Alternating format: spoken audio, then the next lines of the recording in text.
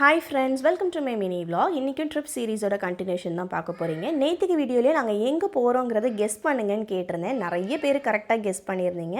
S, நாங்கள் ஏற்காடுக்கு தான் போகிறோம். ஏற்காடு பொறுத்த வரைக்கும் ஹில் ஏறுற டிஸ்டன்ஸ் ரொம்ப கம்மி தான். பட் அந்த டிஸ்டன்ஸ்லேயே 20 ஹேர்பின் பெண்ட்ஸ் இருந்தது. ஒவ்வொரு ஹேர்பின் பெண்டுக்கும் ஒவ்வொரு நேம் வச்சுருந்தாங்க. அந்த ஒவ்வொரு நேமையாக பார்த்துட்டு ஹேர்பின் பெண்டை கவுண்ட் பண்ணிட்டே ஹில் ஏறிட்டு இருந்தோம். போகிற வழியெல்லாம் ஃபுல்லாக எக்கச்சக்கமாக மங்கீஸ் தான். வேறு எந்த அனிமல்ஸும் பெருசாக ஸ்பாட் பண்ண முடியல. நாங்கள் போய் ரீச் ஆகிறப்ப அரௌண்ட் 2:33 அந்த மாதிரி இருக்கும். ரூமுக்கெல்லாம் போகாமல் டேரெக்டாக போட்டிங்கே போயிட்டோம். போட்டிங்லேயே உங்களுக்கு pedal boat, row boat, motor போட்டுன்னு இருந்தது. நாங்கள் ரோ போட் தான் சூஸ் பண்ணியிருந்தோம். ரோ போட்டில் 3 பர்சன் 15 மினிட்ஸ்க்கு 200 ருபீஸ் சார்ஜ் பண்ணுறாங்க. இதை தவிர உங்களுக்கு போட் ஹவுஸ்க்குள்ளே என்டர் ஆகிறதுக்கே அடல்ட்டுக்கு 10 ருபீஸும் கிட்ஸுக்கு 5 ருபீஸும் சார்ஜ் பண்ணுறாங்க.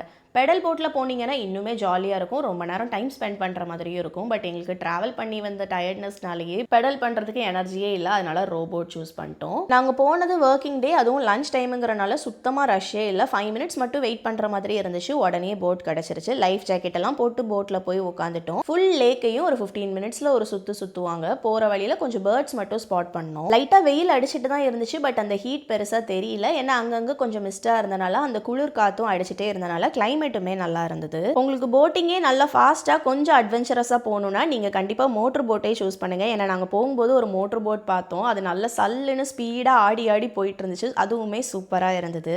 ரோபோட் கொஞ்சம் ஸ்லோவாக போகிறனால நமக்கு நல்ல வியூ ஆனால் என்ஜாய் பண்ணிக்கலாம். இந்த முடிச்சுட்டு நாங்கள் அதுக்கு பக்கத்துலேயே ஒரு பார்க் இருந்துச்சு, அங்கே போயிருந்தோம். அதை பற்றின டீட்டெயில்ஸ் எல்லாம் உங்களுக்கு நெக்ஸ்ட் விலாகில் ஷேர் பண்ணுறேன். இன்னும் ஏற்காடு பற்றின டீட்டெயில்ஸ் எல்லாமே உங்களுக்கு தெரியணும்னா என்னோட அக்கௌண்ட்டை மறக்காமல் ஃபாலோ பண்ணிக்கோங்க. எல்லா வீடியோஸும் நான் ஒன்று ஒன்றா ஷேர் பண்ணுறேன். Meet you in another video. Tata.